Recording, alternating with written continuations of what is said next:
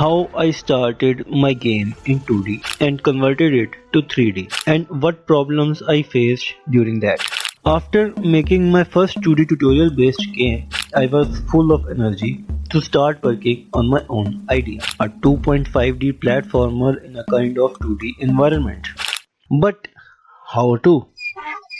At first I had no idea where to start from and what to build upon. And as an experienced web developer, I knew I had to make a plan for my game. In web development, it's creating a planning document named Software Requirement Specifications. But in game development, it's known as Game Design Document. Time to go deep. I started researching about it on Google, YouTube, and social media. Worked on a few templates, but some of them were too intense. Some of the game developers from Reddit gave a response that game design document is used only when you are working in a team. All I really needed is a journal or roadmap to keep me on track.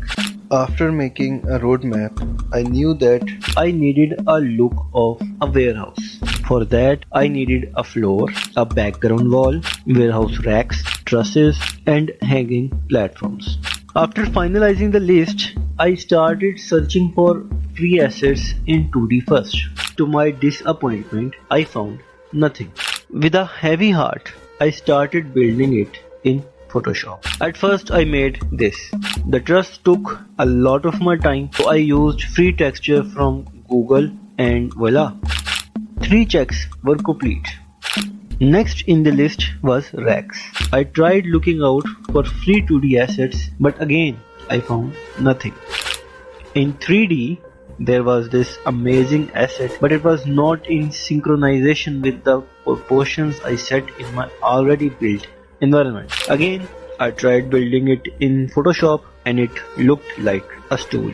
And the amount of work needed to make my 2D environment was too much. All the assets are there in 3D. Why not make my game in 3D? So I started building it up in Unity. Made a plane, created cubes, resized them to look like walls, added color and material to them, and I had a working model. Imported free 3D assets for trusses, warehouse racks, and even found chains for hanging platform. Using the rack shelf as hanging platform for now, but it's working fine. And the end result was this. I could have saved a lot of my time by doing it all in 3D. However, that raised a few questions. What kind of further problems will I have to face in a 3D Unity environment for my game? Time will tell, but if you already know that, do comment below to help me in this regard. That's all for today. Thank you so much.